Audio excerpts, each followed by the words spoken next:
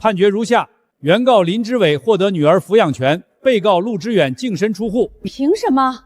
她一个不赚钱的黄脸婆，凭什么拿走我们老陆家的钱？我不服！3个月前，我还只是个连买菜多花10块钱都要被指着鼻子骂的受气包，他们以为我软弱可欺，却不知道猎物早就拿起了猎枪。这一切还要从那天说起。月子里最贵的一顿饭，是我花28块钱买了条鲫鱼做的汤。好啊，我儿子还在上班，你倒会享福，自己吃独食呢。妈，你怎么来了？我儿子家，我想来就来，用得着你管？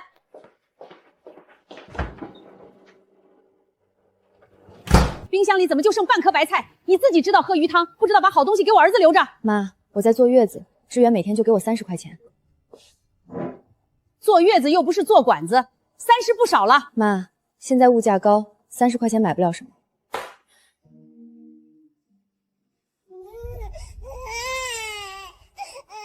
丫头片子就是娇气，哭起来没完没了。你赶紧把身体养好，趁年轻给我们陆家生个大胖小子，你的任务也就完成了。小暖也是陆之远的孩子，丫头能传宗接代呀，嫁了人她就不是咱陆家的人了。儿子回来了，快来吃饭。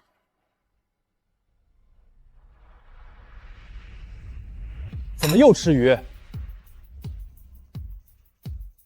医生说下奶，不能换点别的，天天弄得屋里一股腥味。就是，我儿子在外面累死累活养家，你在家啥也不干，也不会心疼男人，做点好的给他补补。赶紧去把他哄好，别影响我明天上班。洗浴中心，他花着我每月1万2的工资，每天却只给我转30块钱，拿我当钟点工打发。我也是时候开始收集证据了。好不容易发个满月红包，就10块钱，一个丫头还当宝了？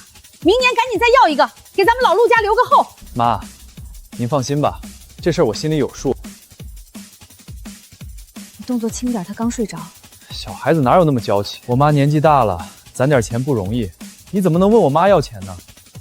我生了小暖，你妈没出钱也没出力，一个10块钱满月红包也叫要钱。你这人怎么这么计较？10块钱怎么了？那也是长辈的心意。2胎的事儿确实可以早点考虑，趁你现在还在产假，身体恢复快，顺便就生了，省得以后再折腾。小暖今天才满月，我只是提前说一句，又没拿刀逼着你现在生，你摆这副死人脸给谁看？陆志远，从今往后，你哭的日子在后头。你下周回公司？那孩子怎么办？我问过附近托育，孩子最早也得6个月后收。我妈说她可以白天过来带。她上次说，女孩子哭就别抱，她这样能带好小暖。老人带孩子都这样，你别太敏感行不行？我打算请育儿嫂。请育儿嫂？你知道1个月多少钱吗？我问过，住家8000，不住家5000。你产假的工资还没发，家里现在到处用钱，你能不能别乱花？我的工资卡在共同账户里，那也是家里的钱。林之伟，你别一副我欠你的样子。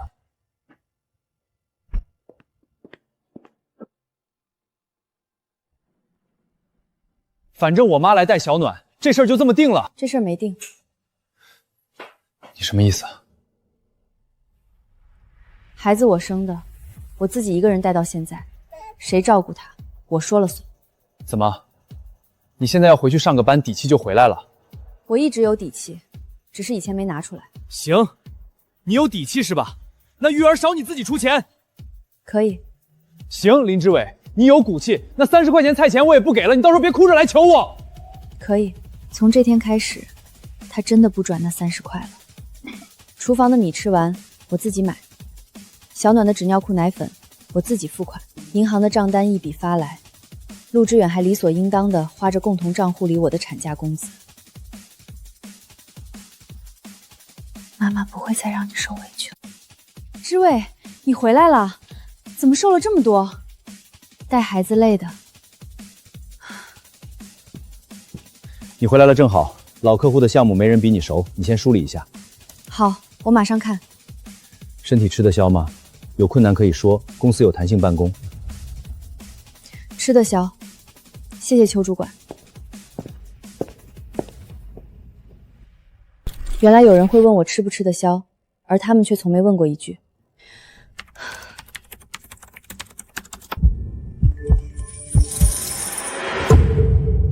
晚上买点排骨，我妈来吃饭。你买，我加班没空。那就别来。你现在真是越来越不像话。新开一张储蓄卡，只用我个人的信息，不绑定任何亲属卡。另外，把我的工资代发也转到这张卡。好的，您的新卡请收好。陆之远，从今天起，我的钱你一分也别想碰。人事部您好，麻烦将我的工资卡变更为新卡，附件是新的银行卡信息。林之伟。林之伟，你在搞什么鬼？我在上班。上什么班？房贷怎么扣款失败了？扣款失败，说明卡里没钱了。放屁！今天是你发工资的日子，卡里怎么可能没钱？你是不是背着我动了工资卡？是。你把工资转到哪儿去了？你到底想干什么？你是不是疯了？今晚回家说。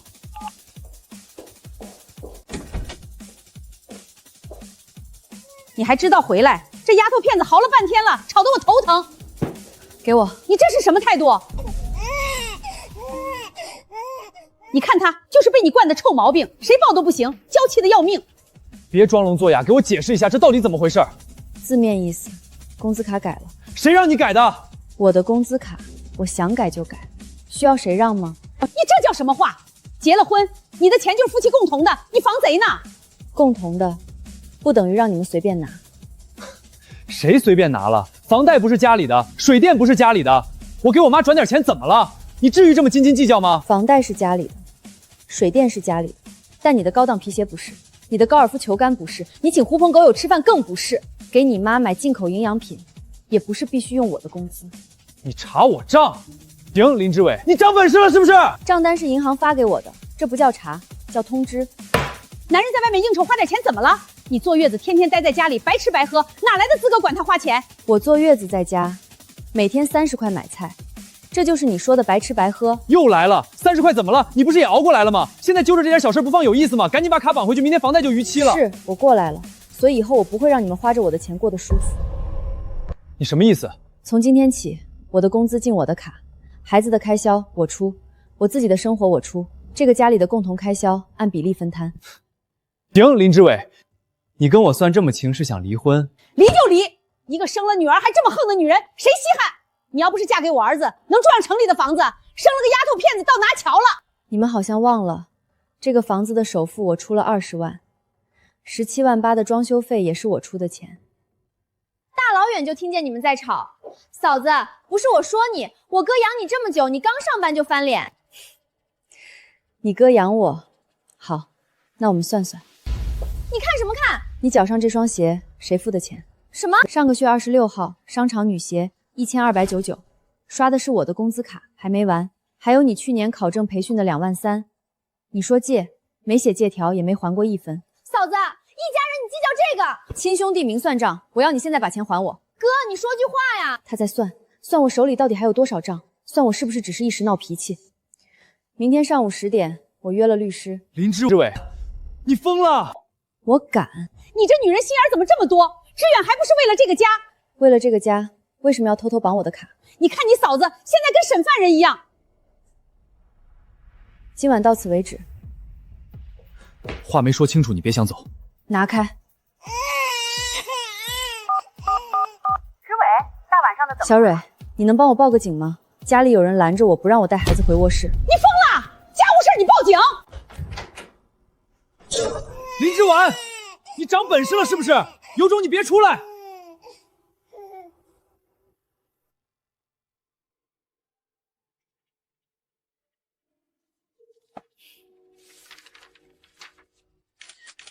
想让我净身出户，正好，这也是你逼迫我的证据。他愿意闹就让他闹，我看他怎么收场。一个女人带着个丫头片子，能翻出什么浪来？你要带孩子去哪儿？见律师。你走可以，孩子留下。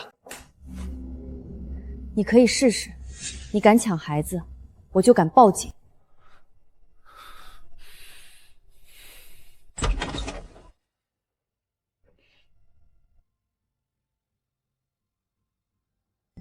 陆之远，你用一张空白协议就想逼我净身出户，今天我就用它砸碎你的算盘。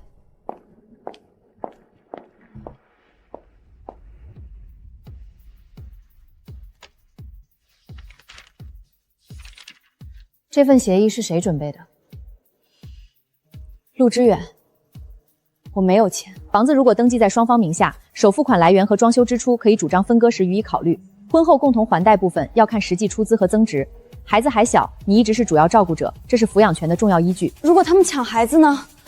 不要单独让孩子离开你的视线。如果对方强行带走，立刻报警。你们现在还住在一起吗？是，我怕我搬走，他们说我放弃房子。搬走不等于放弃财产，但要留好沟通证据。如果继续住在一起，你的风险更高。我明白了。快点儿，把这破锁拆了，换新的。你们在干什么？换锁啊！你不是要跟我分清楚吗？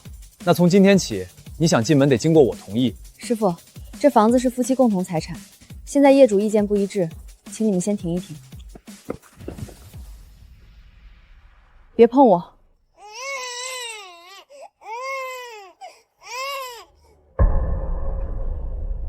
谁在里面？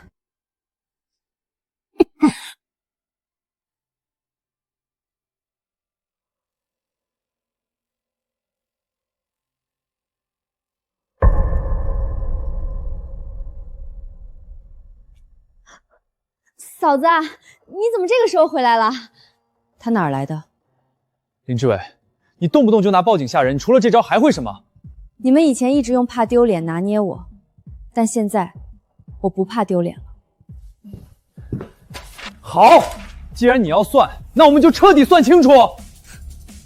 婚后家庭支出明细23万6千，陆志远，我坐月子你每天给我的30块买菜的钱也算进去了。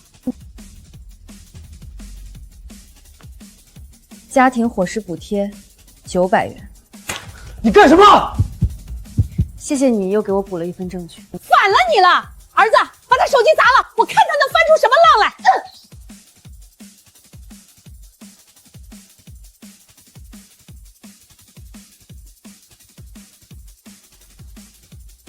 还想拿这个去告我们，做你的春秋大梦去吧。林之夜，你别以为找个律师就能赢，孩子跟着你有什么好？你要上班谁带他？钱呢？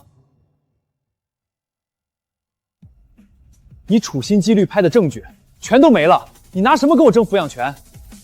删完了吗？你什么意思？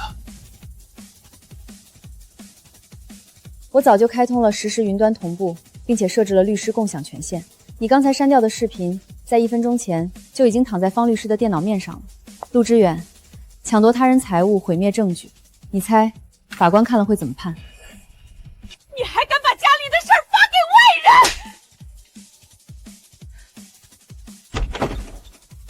人？林女士，我接到你的同步视频了，不过我过来是因为另一件更紧急的事。你谁啊？谁让你进来的？林女士，这是不动产交易中心刚出的预警，有人提交了你们婚内房产的抵押预登记申请，80万。什么80万？给我看看！这是我当事人的材料，请你放尊重点，别乱碰。志远，这到底怎么回事？你说话呀！就是临时周转一下，手续又没办完，大惊小怪什么？周转给谁？跟你说了你也不懂，男人的事你少管。我不懂，所以你就能偷偷拿我们的房子去抵押；我不懂，所以你就能背着我搞出80万的债。你别把话说的这么难听，我是为了这个家。陆先生，为了这个家，所以你瞒着妻子提交申请。林女士，你看这里，这不是我签的。你确定？我确定。不是都看过吗？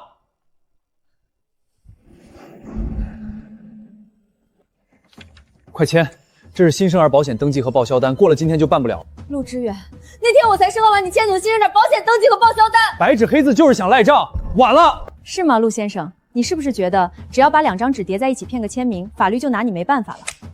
这不是支吾签的，这是拿复写纸踏上去的。陆之远，伪造签名骗取抵押，你知道要判几年吗？如果你在不知情的情况下签署空白文件，或者签名被挪用，这个性质就不一样了。你少在这吓唬人！陆先生，我是在陈述法律风险。如果这份材料不是林女士本人签的，你可能涉及伪造文件和骗取贷款。麻烦你们做个见证，业主双方有争议，今天不能换锁。这个我们知道，你们自己商量好。走什么走？钱我都付了。那是你和商家的事儿，但你不能不尊重林女士的合法权利。你一个外人，凭什么管我们家的事儿？滚出去！凭林女士委托我，也凭法律。这个孩子今天必须离开。我又没伤着你女儿。你未经我同意就把陌生小孩带进我女儿住的地方，还用了我女儿的东西。你要是不把她带走，我就报警，并且这段视频可以作为抚养环境风险的证据，直接提交给法庭。走就走。够了！林之婉，你真要把一家人逼到这个地步？一家人？那你告诉我，80万去了谁那里？哥，钱再不到账，托育店就真的砸了。托育店？这是我们陆家的事儿，跟你没关系。房子首付有我20万，装修17万8，婚后房贷一直扣我的工资。你拿这套房子抵押给你妹妹的托育店填坑，你说跟我没关系？迦南也是想做点正经事儿。现在年轻人创业多难，你当嫂子的帮一把怎么了？帮一把？据我刚查到的信息，陆嘉玲女士的托育店不仅无证经营，还拖欠了公贸商的货款。我又没说不还。你拿什么还？拿我的房子？我没抵押成功。你已经提交过材料，算抵押未遂。林女士，我建议现在立刻去房产登记服务中心申请限制后续办理。去，现在就走。你今天哪也别想去。陆先生，你确定要在我面前限制我当事人的人身自由？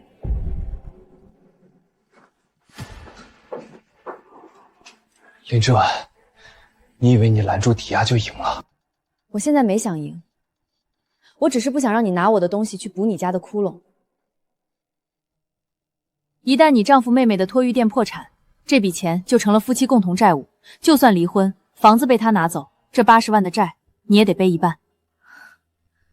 还好提前发现。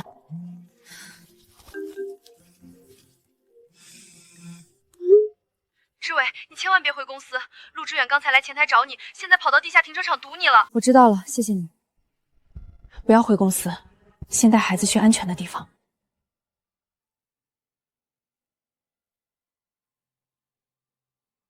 这里的安保很严，没有门禁卡，连电梯都上不了。你和小暖先暂时住在这里吧。好，但我得先回一趟家。小暖的出生证明、疫苗本，还有房子当初付首付的收据，全都在卧室的柜子里。走，民警已经在小区楼下等我们了，速战速决，除了核心证件和必需品，什么都别拿。儿子啊，林之沃把小暖带走，咱们就拿捏不了他了。你赶紧想办法，必须把孩子弄回来。我知道了，忙着呢，先挂了。你个丧门星，还敢回来？你把小暖藏哪儿去了？林女士是孩子的法定监护人，带孩子居住合法合规。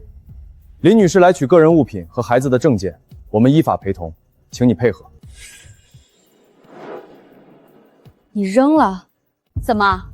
我扔点垃圾还要向你汇报？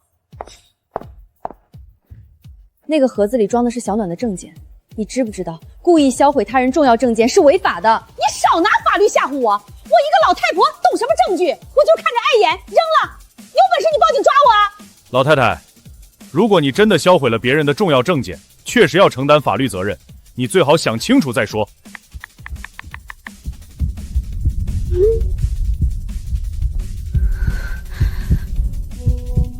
他不用知道，我的房子、我的钱，他全都要绕过我。我不接。他急了，很好，他越疯狂，证据越完整。走，回去准备应述材料。知委，行政查了监控，陆之远今天下午在前台待了20多分钟。他说你产后情绪稳定，文件需要家属代管。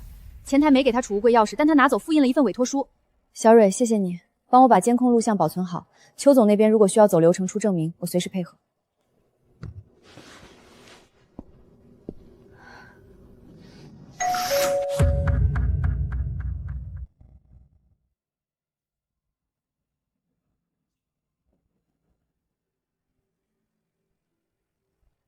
哪家的快递？同城速递的。我没买东西，放监台吧。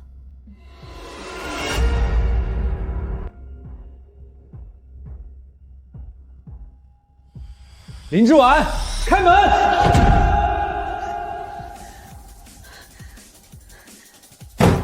林之婉，开门！我来看我女儿。我已经通知了前台，你再不走我就报警了。你别闹了，孩子那么小，万一出事谁负责？喂，110吗？有人伪装成快递员在我的住处砸门威胁，地址是……林之婉，你真狠！警察同志，我是她丈夫，我就是想看看孩子，她产后情绪不稳定，我担心他们的安全。警察同志，这是他刚才伪装成快递员砸门的录像，前台也有监控，他不是登记访客。既然是看孩子，为什么要伪装成快递员砸门？女士，这是接警记录编号，请收好。如果他再有骚扰行为，随时报警。谢谢。林之伟，咱们走着瞧。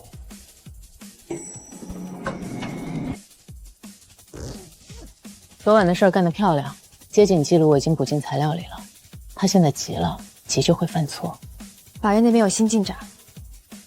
陆之远为了证明他抵押房产是合法的，今天一早向法院补交了一份证据。他声称抵押房产是经过你完全授权的，这份委托书上白纸黑字写着你同意将名下房产交由他全权处置。方律师，这份委托书的签名是伪造的。对方既然敢拿出来，就吃准了笔迹鉴定能过关。如果签名是真的，内容是假的，只有一种可能，他拿到了我签过字的空白纸。好好想想，从你怀孕到生产，有没有哪个时间段你精力最差，防备心最低，而他又频繁让你签过字？我从来没签过这种东西。等等，老婆，生育补贴和住院陪销的单子，赶紧签个字，我下午去税务局交了啊。我想起来了，什么时候？我刚生完小暖出院的第2天，我当时还在发高，伤口疼得起不来床。陆之远拿了一大叠生育盘贴和医保报销的单据让我签字，单据很多。对，10几张，他一张一张翻开，指着右下角让我签。我当时根本没有精力去核对每一张的内容。他把空白的 A4 纸夹在了那些报销单据里，他算准了我那个时候最虚弱，连翻看单据的力气都没有。他从那个时候就开始算计我了。小暖才刚出生，不要用正常人的道德底线去衡量一个准备转移财产的人。现在可以直接报警抓他伪造证据吗？不行。现在这份复印件只是他私下拿出来吓唬你的，如果现在揭穿，他大可以把原件撕了，死无对证。那我们该怎么做？等他把这份伪造的委托书原件作为正式证据，亲手交到法庭的质证台上。好，我等着他自投罗网。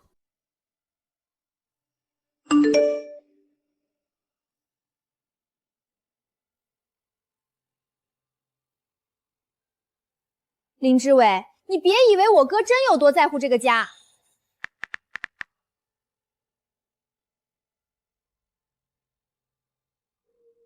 不要马上回复，他现在最怕的不是你追问，而是陆之远发现他松了口。记住，只问事实，不诱导。你找的文件都在我妈那儿，我哥怕放自己手里不安全。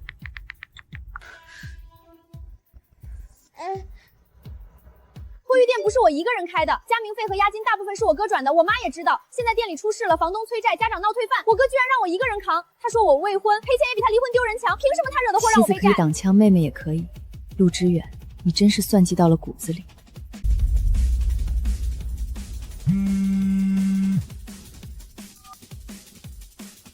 嫂子，截图你看了吧？80万的窟窿，我哥现在翻脸不认人，想让我一个人背债，我凭什么给他当垫背的？你们兄妹分赃不均，大半夜找我抱怨有什么用？有用！你知道我哥向法法院提交了一份你放弃财产声明的协议吧，我有他伪造的证据。什么证据？那张纸是我哥让我去打印店打的，当时整张纸全都是空白的，只有右下角留了签字的位置。他趁你刚生完孩子，拿那张空白纸骗你签了字，上面的那些放弃财产的条款，全是他后来找人打印填上去的。我凭什么相信你？就凭我现在被他逼到了绝路。嫂子，只要你帮我摆脱这笔烂债，我什么都肯说。口说无凭，我怎么知道你不是在配合你哥给我下套？嫂子，我既然敢找你，就不怕跟你交底。我全程都在场，他怎么骗你签字的，我看得一清二楚。截图发你了，这是他当时让我去打印空白纸的微信聊天记录。内鬼终于开口了，陆之远这次死定了。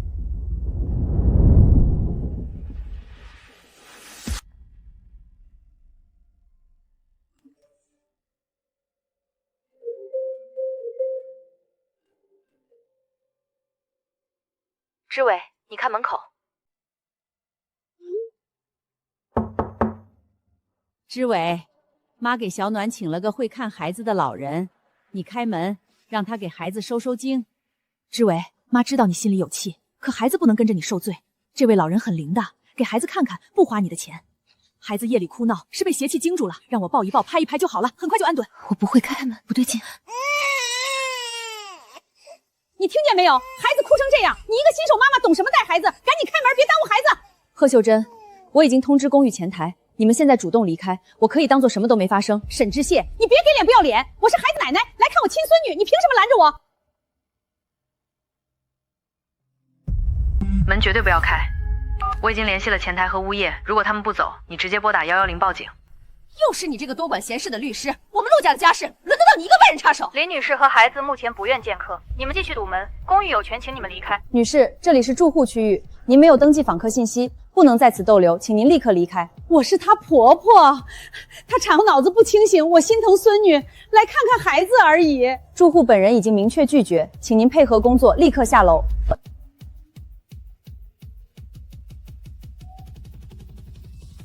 你叫什么名字？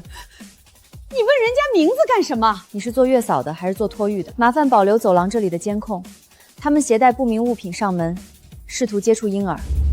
你真是心黑，狠心不让奶奶见亲孙女，还颠倒黑白，倒打一耙。你昨天还口声声说小暖是陆家的孩子，今天就带着陌生外人上门来抱她，我不会再给你们任何机会。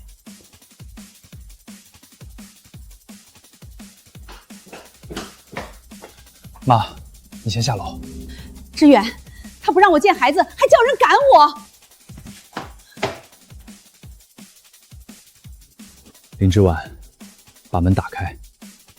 不可能。那张纸我可以给你，你让我进去，我们好好谈。不要答应，他这是在炸你开门。陆之远，你以为我还会信你吗？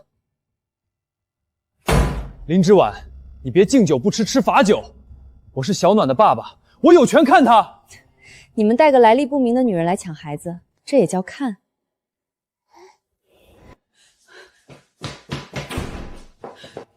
女士，警察马上就到，请您配合调查。我就是个做月嫂的，我什么都不知道。你干什么？放开他！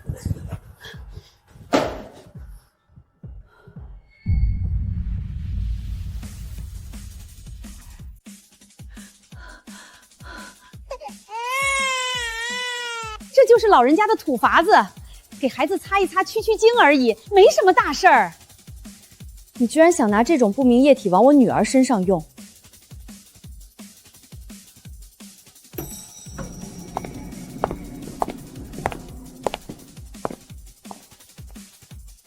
谁报的警？我报的。这几个人恶意堵我的门。警察同志，这是我们的家务事儿，儿媳妇不孝啊，连婆婆都要害。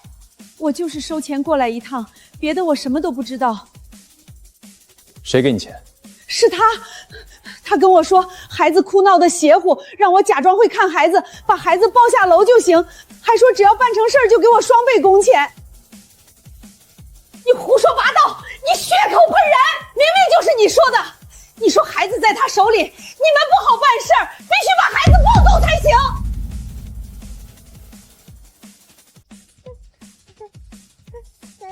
我不知道这件事儿，我完全不知情。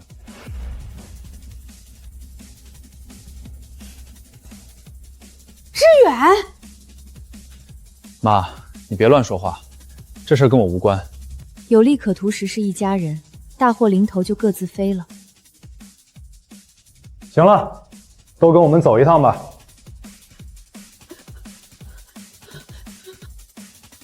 林志伟，你以为你躲在里面就没事了？签了你名字的材料我已经提交了，咱们走着瞧。是吗？那我们就维权见，看看那个签名是怎么来的。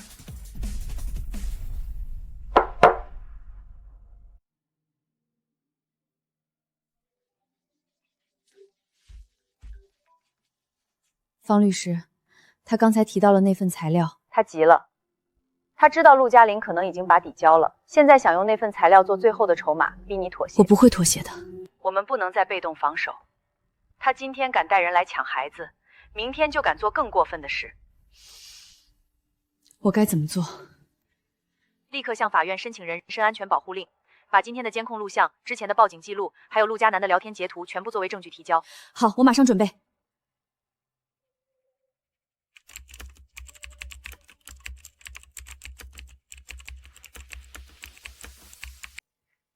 你好，我要申请人身安全保护令。这是我丈夫多次骚扰、威胁我，甚至试图抢夺孩子的证据。材料很详实，特别是这段监控录像，性质很恶劣。我当事人目前独自带着婴儿居住，男方的行为已经严重威胁到了他们的人身安全。我们请求法院尽快审查。情况我了解了，我们会加急处理，最快今天下午就能出结果。谢谢。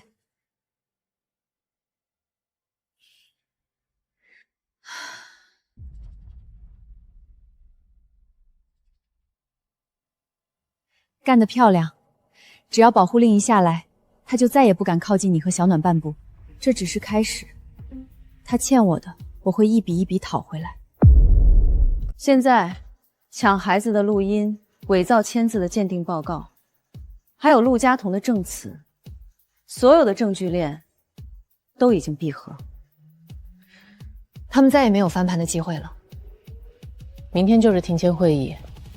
陆之源肯定会做最后的挣扎，你要做好心理准备。我准备好了，为了小暖，我绝不会退让半步。这是明天要提交的所有证据副本。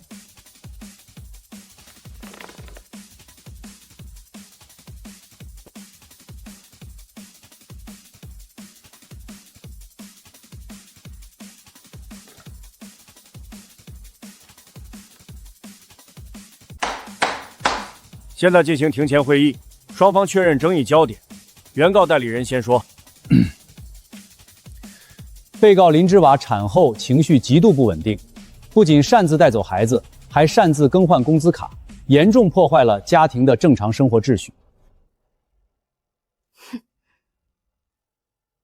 我方要求获得孩子的抚养权，并要求被告承担因其行为造成的家庭经济损失。关于原告所说的破坏家庭生活，我们有几份材料需要提交。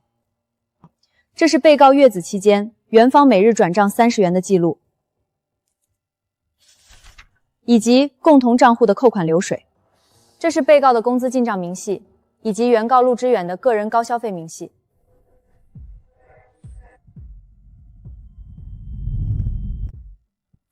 这是房屋首付款和装修支出凭证，证明该房产主要由被告出资。这是抵押预登记申请，以及原告伪造被告签名的证据。这是被告现住公寓夜间上门记录、前台监控说明以及民警出具的情况记录编号，证明原告及其家属曾试图抢夺孩子。原告对这些材料有什么异议？法官，这些都是他单方面捏造的，他为了争财产，什么谎都撒得出来。法官，这是原告提交的所谓自愿放弃抚养权声明。被告，这份声明是你本人真实意思表示吗？不是，签名是在我生产后身体极度虚弱时，被陆之远拿空白纸让我签下的，后来被他们用于打印这份声明。你撒谎！法官他血口喷人。原告坐下，注意纪律。法官，这是沈女士签字当天的医院病历和用药记录，证明她当时生产后不到24小时，处于极度虚弱状态。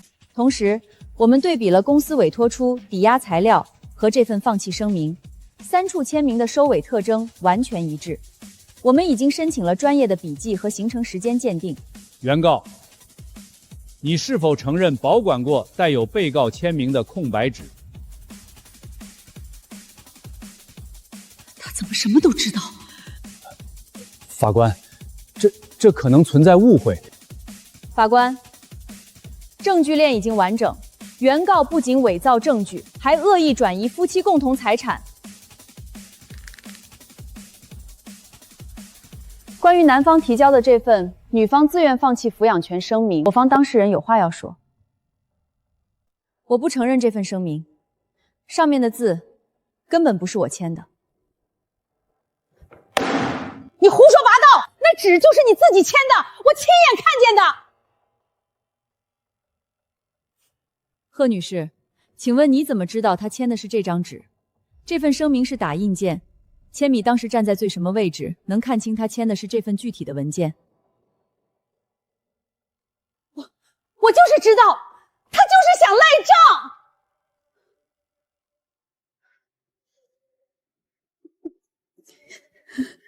妈，你闭嘴。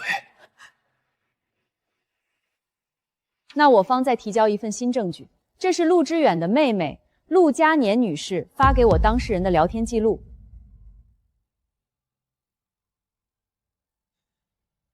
佳宁，哥，我不想再替你扛了。你疯了吗？你知道你在干什么吗？我没疯，托育店根本没有办齐手续。那天带去家里的小男孩，就是你让我提前收来的。你这个死丫头，你胡说八道什么？你想害死你哥啊！你们说是一家人，可出了事儿就让我认。那些伪造的签名，就是我哥让我帮室打印位置硬套上去的。法官，请将陆嘉南女士的陈述完整记录在案。审判长，针对上述证据，我方放弃质证。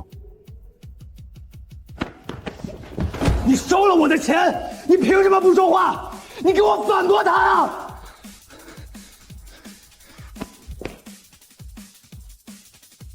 陆先生，伪造证据是违法行为，我无法继续为你做无罪辩护。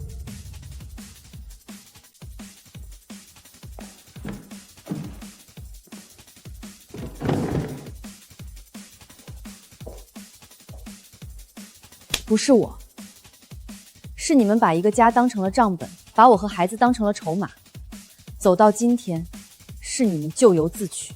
之婉，房子折价，你拿钱走好不好？算我求你，给我留条活路。法官刚才已经明确要求不得转移隐匿财产，陆之远，你1分钱也别想带走。你非要逼我，房子判给你了，存款也切走了一大半，你让我和我妈住哪儿？小暖也是我女儿啊！房子挂牌出售，属于我的份额1分钱我都不会少拿。你吸了我这么久的血，该吐出来了。至于小暖，你伪造签名让你妈带人抢孩子的时候，把她当女儿了。儿子，算了，这女人现在疯了，惹不起。让开，别挡我的路。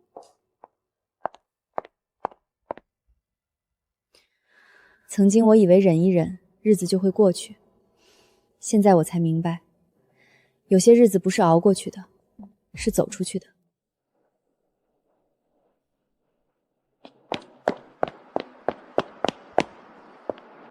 执行手续办完了，房产过户的强制执行已经走完流程。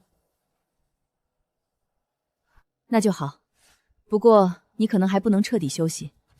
陆之远换了律师，他们抓着一审取证程序的几个所谓瑕疵，发了这份律师函，准备提起上诉。我听说他母亲最近在你们公司附近的几个小区群里发了不少颠倒黑白的东西。大家评评理呀！我那个狠毒的儿媳妇联合外人作假证，不仅卷走了我们家所有的钱，还把我的宝贝孙女抢走了。我儿子被他逼得连饭都吃不上，天天想孩子想得撞墙啊！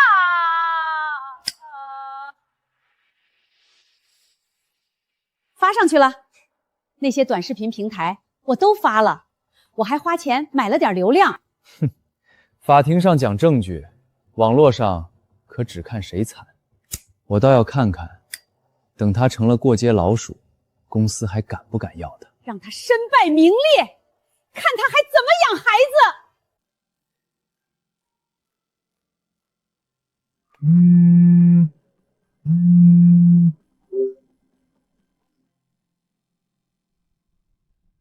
这么种人真恶毒，心疼婆婆，儿媳妇太狠了。听说她在某某公司上班，大家去冲了她。志伟，看网上了吗？贺秀珍在造谣，舆论已经发酵了。他们不仅上诉拖延时间，还想用网暴毁了你的生活。你先别慌，千万不要在网上和他们对骂，容易留下把柄。我不慌，他们既然敢把事情闹大，那我们就让他们知道，造谣是要付出代价的。这老太婆不去拿奥斯卡真屈败了，说你虐待婆婆，还卷走家里所有钱，评论区全在人肉你，我都快气炸了。别气，他发的越多，我们手里的牌就越好。我已经按你说的，把他所有账号的视频评论区转发量逐条录屏截图了。转发量过500了吗？早过了，这会儿都快破5000了，这算不达到立案标准了。算。他以为买流量能压我，其实是给自己买了一副手铐。打包发给方律师。他为了博同情，连你和小暖的真实姓名、工作单位都报出来了，这已经构成严重的侵权。能让他立刻闭嘴吗？不止闭嘴，我要让他付出代价。我们分2步走。第一，向平台发律师函，附上公证材料，要求立刻下架视频并永久封号，否则平台承担连带赔偿责任。第2步呢？直接提交名誉权侵权起诉书。陆之远不是喜欢上诉拖时间吗？那我们就给他们家再加点案子。好，让他知道，造谣是有成本的。小李，把这份律师填立刻发给平台法务部，起诉书现在就去法院立案庭递交，走绿色通道。哼，跟我斗，我让你在公司待不下去，出门都被人车脊梁骨。哼。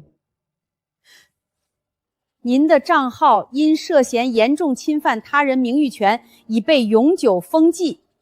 什么？怎么回事？我花钱买的流量啊，怎么全没了？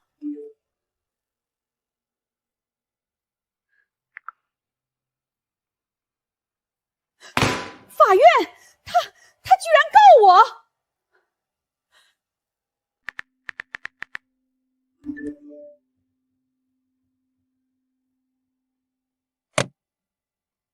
以前我怕人言可畏，现在我才知道，只要站得稳，舆论也能是我的武器。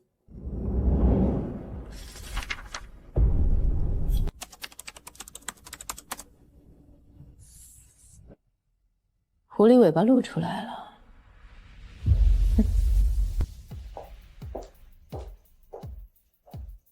他动钱了，他以为上诉能拖延判决生效。这2笔隐蔽理财刚到期，他正分批往他远房表哥的账户里转。他想赶在2审前把账面清空。做梦！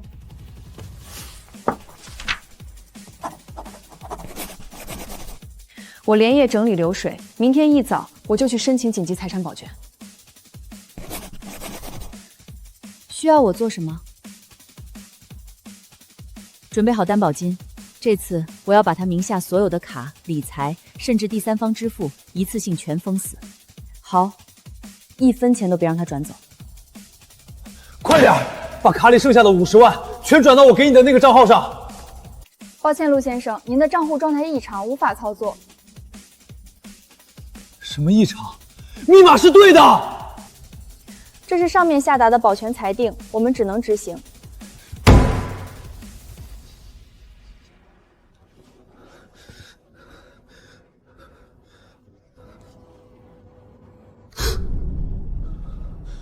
全封了，怎么会这么快？搞定，冻结令已经送达各大银行。辛苦你了。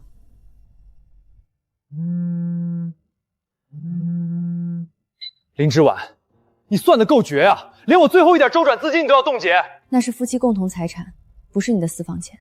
你非要把我逼上绝路是不是？卡全停了，你让我拿什么生活？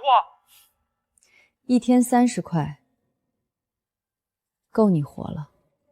你转移资产的流水，我会作为新证据提交给2审。我估计他现在连请律师的钱都掏不出了。他自己选的绝路，怪不得别人。本院认为，一审判决认定事实清楚，适用法律正确，程序合法，现裁定如下：驳回上诉，维持原判。关于林之伟诉贺秀珍名誉侵权一案，判决如下：被告贺秀珍需立即删除所有涉案造谣网帖，并于其个人社交账号连续置顶公开道歉7日。凭什么让我道歉？志远，你说话呀！你不是说2审能翻盘吗？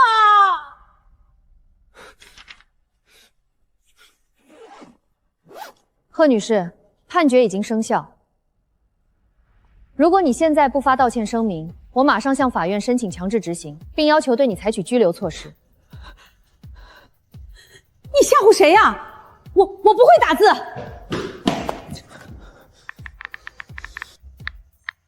你干什么？你真让你妈在网上丢人现眼啊！你还嫌不够乱吗？我的账户全被封了，律师费都欠着，你想让我跟你一起进去蹲着吗？发了，满意了吗？林之网，一日夫妻百日恩，你非要把事情做绝。把事情做绝的是你们伪造的签词和网上的造谣。现在，你们手里一张牌都没了。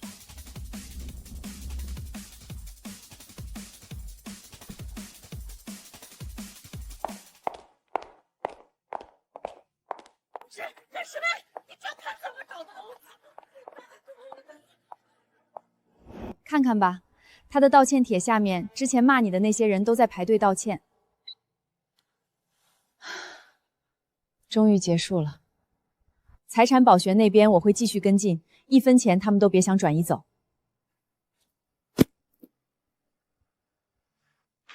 那边的强制执行通知下来了，陆志远名下的账户全被冻结了。贺秀珍那个置顶道歉声明，现在全网都在看笑话。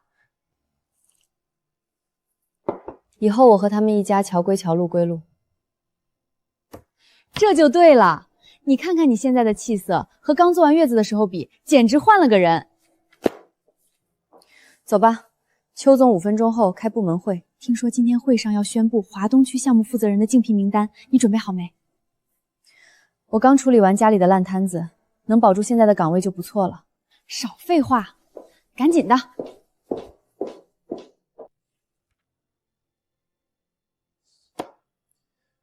上半年的业绩大家有目共睹，华东区的新项目需要一个能扛事儿、条理清晰的负责人。公司决定实行内部竞聘，我作为部门主管，有一个直接提名名额。林之婉，邱总，我愣着干嘛？我提名你。这几个月你家里出了不小的变故，但我看的是结果。你在处理个人危机的同时，手头的3个核心项目没有延期1天，数据零差错。这种抗压能力和危机处理逻辑，正是新项目需要的。可是竞片报告下周3交给我，散会。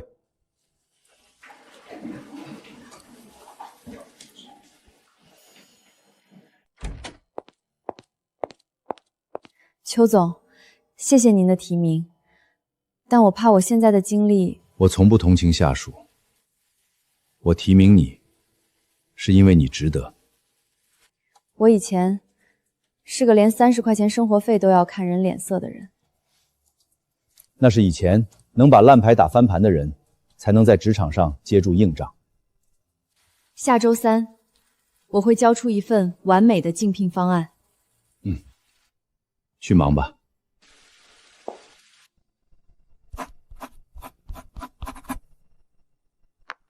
林女士，首付50万，您确认一下金额。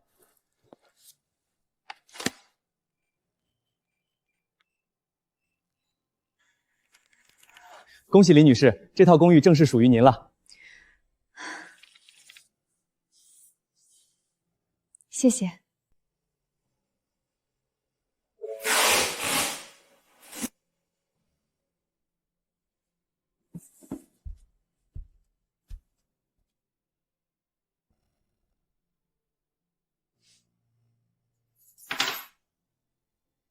小暖，我们走，回我们自己的家。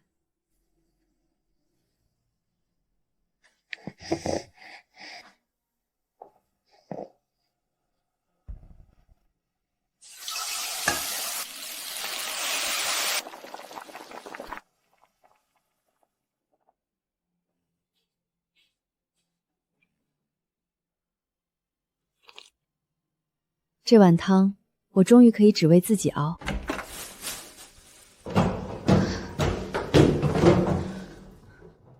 看什么看？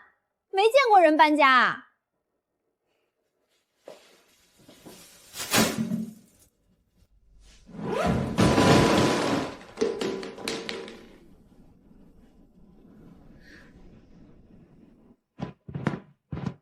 你是不是觉得我特别可笑？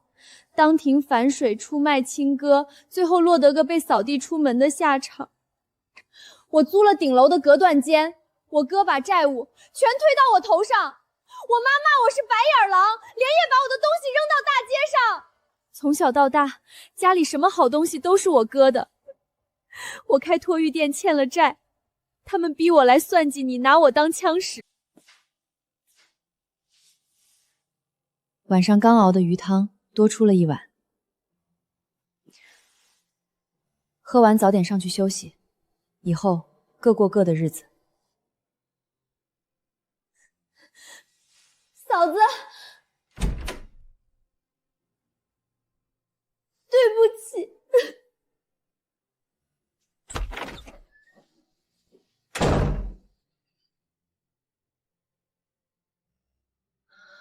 看，外面的灯多